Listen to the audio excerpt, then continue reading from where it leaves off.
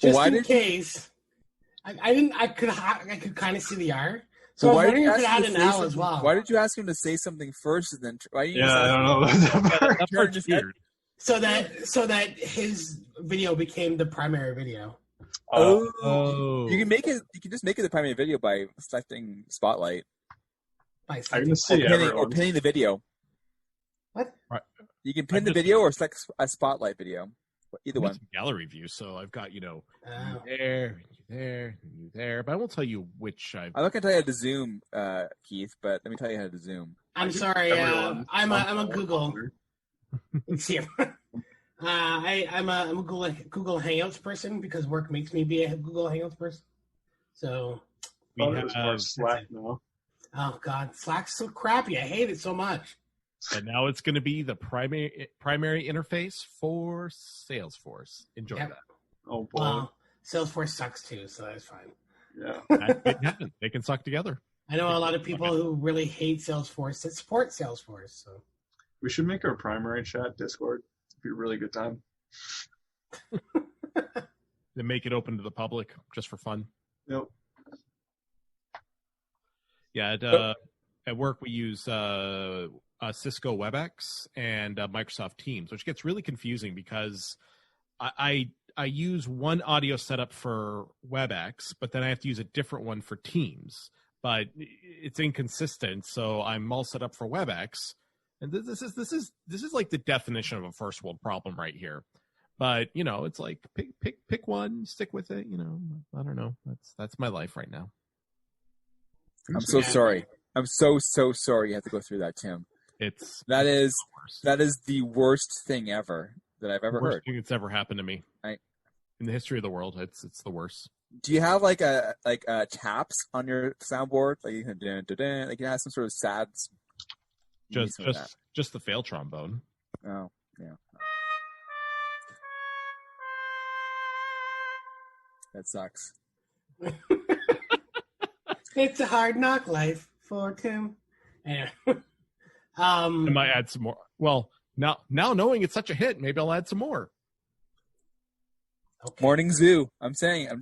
Look. This is Morning Zoo Thursday night. That's where this is going. The Thursday night Zoo crew. So, did anybody hear what Ford was talking about this afternoon? He came out with a news conference this afternoon. Oh no, I didn't catch it today. Was that about companies trying to open and they want to reduce their capacity? Yeah, it was a part of it. I didn't know where the Ontario government landed on it. So they said no. Like Ford outright said no. Yeah, that's cool. Well, you think that'd be common sense? I mean, our company originally set like a timeline, say, okay, well, we'll see kind of December, January, but now they're saying, no, we're not even going to talk about it till spring. I mean, I figured it would have been common sense, but the rationale that I was reading was basically saying that like they want to open up all the stores so that there isn't as much congregation, but like the idea is that everyone goes to one store instead of many because they get all their crap from the big box stores and then they can go home. So I don't know which way would really be better, but I don't know exactly. Do you want everybody going to one store where communication of COVID is possibly more likely, or people going to multiple stores where it may be a smaller segment of people in the smaller store maybe getting COVID? But then more widespread. But then more widespread at that point. So I'm no fancy big city epidemiologist. No book learning going on there. Ain't got no fancy book learning on no virology. You missed this is the premise of the show, Tim. It's okay. Okay. It's the premise. But I would think that if you had one store that was doing a really good job with the wear a mask or don't come in here, spacing people out. I mean, it's never going to happen because people suck when it comes to stores. It's like every time I turn around, like I'm at Costco or something, the few times I've gone during the pandemic, someone's like right on my neck breathing. And like, you're having a mask on. How can how do I feel you breathing down my neck? But I would say if one store is doing it right, it's probably better than going to multiple stores. with various degrees of success of how well they're doing the distancing. They're just not breathing from their mouth. That's the thing. But their nose are covered. Oh my God! What did I just feel? Well, speaking of Costco, so far as I'm aware, Costco's the only large big box store that's actually gotten fined for not following. Right? Hmm? In Manitoba, right? Yeah. What was it? I thought it was Alberta or Calgary. I thought it was Manitoba. Maybe I'm wrong. It's one of those ones, but it was definitely a Costco. Yeah. But yeah, just tell him to back off, Tim. Like seriously, there's been multiple times where I have turned around and said, "You just take a couple of steps back there," and I've not had one person so far be like, "Oh, fuck you," like whatever, blah blah blah or whatever. I've never once had that, but not yet at least. I've had almost the opposite. So there was Tim didn't say anything, and the person was like, "Fuck you." This is pretty much the opposite, right? Happens pretty much all the time. I say nothing, I get told to go fuck myself. And that's from the cat. No, I don't know. The cat. No, so I remember earlier in the pandemic, Laura and I had masks on, and we went to Loblaws. And this is when they started introducing the whole, you have to go up this aisle this way. Then the whole concept of the one-way aisles, which I find stupid because, so I'm going to have to go up an aisle I was never going to go down to begin with. And I'm going to expose other people potentially or get exposed myself when I just have to go to the end of that aisle there. So we were doing that.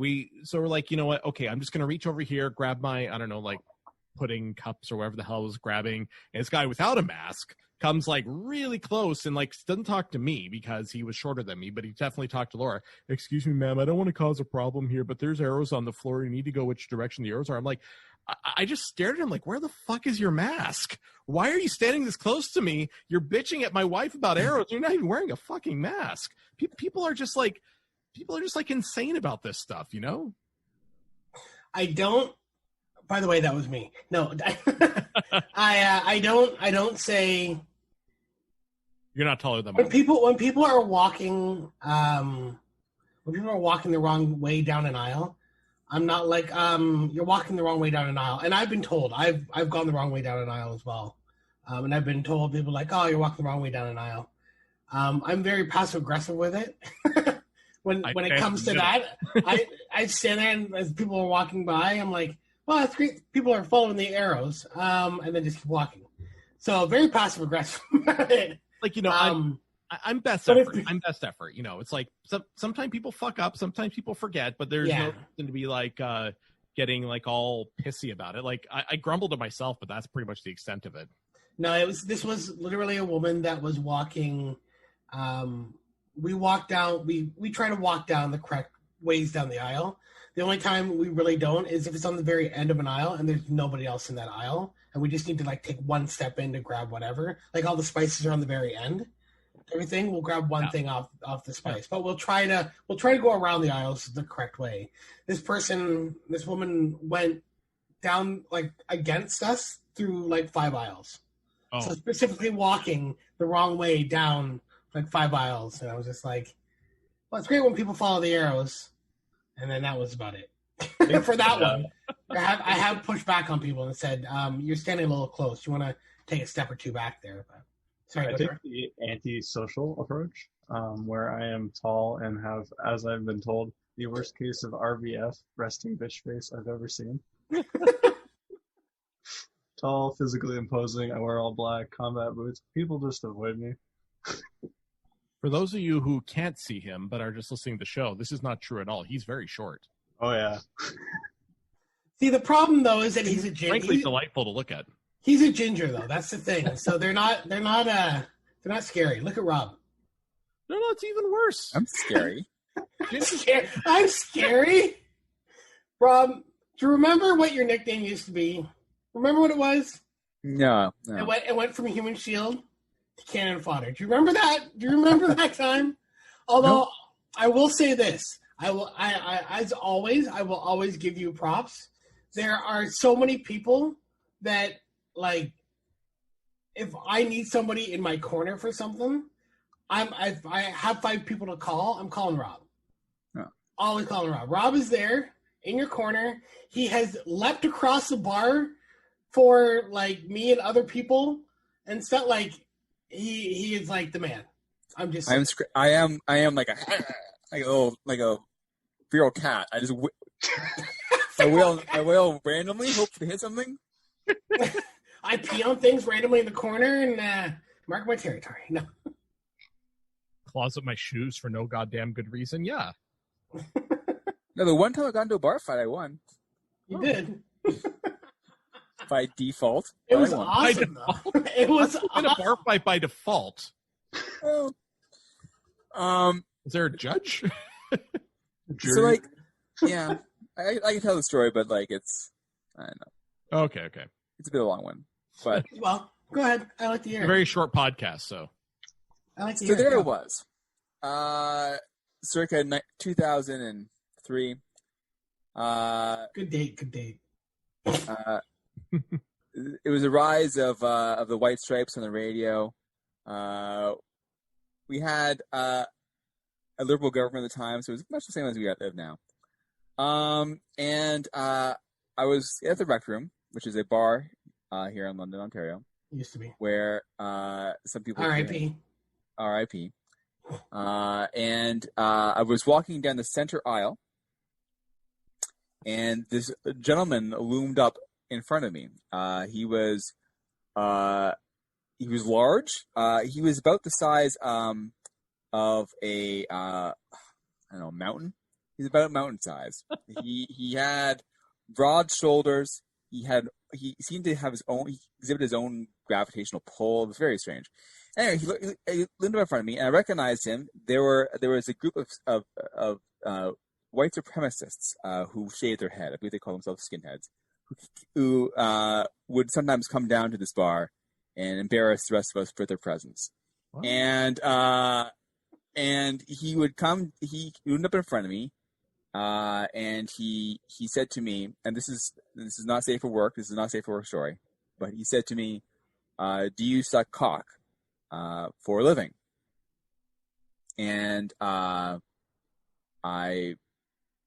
almost said to him, "I don't know how much you got," but I looked into his eyes and I saw how drunk he was and how mean he was, and I'm like, no, there's no way this is gonna that response will go over very well. So thankfully I edited it myself and I said, no, and he allowed me to pass, but he kind of just kept glaring at me like shooting daggers from his eyes. And I'm like, oh geez, this guy's intense. And so I went over to I don't know why I didn't approach the Rec Room staff, but I didn't. I think I was worried about being jumped after the bar. So I went over to a buddy of mine who was a former bouncer, and I said, look, this is the situation. I just worried that this guy may decide to dump me, whatever. And he's like, okay, cool. I got your back. Don't worry, bro. I got you. Like, okay, cool. So I went over and I sat down and I had a beer, and my buddy was over in the corner and he had a beer, but he just kept watching Drunken Meanness. Just kept watching him, and they locked eyes. And I guess my buddy must have done like whatever or something provocative, because Drunken Meanness walks over and they start talking, and Drunken Meanness is looming over my buddy who's sitting in a chair, and then Drunken Meanness leaps up into the air and like hangs there for a second, like Matrix style, and lands on my buddy, knocking him out of his chair, and starts pounding on him. Now I get out of the chair instantly after a few seconds, maybe a minute, and I get out of the chair and I'm like, I got your back, friend, and I leap into the air also. I'm as intimidating as a hat rack. But I get there, and I leap onto his back, and I have no idea what to do. So I start pulling on his really horribly ugly shirt. The guy had his shirt was like, it was not a good color of plaid, didn't go with the skin tone. Anyways, I start pulling on his shirt, and I'm pulling on, and the bouncers from the bar come over and they grab me and they start pulling me off. And as they're pulling me off, naturally, I start yelling, "Yes, you better get me off. I'll eat that motherfucker's kidney or something. I don't know. I said something about eating someone's organs. And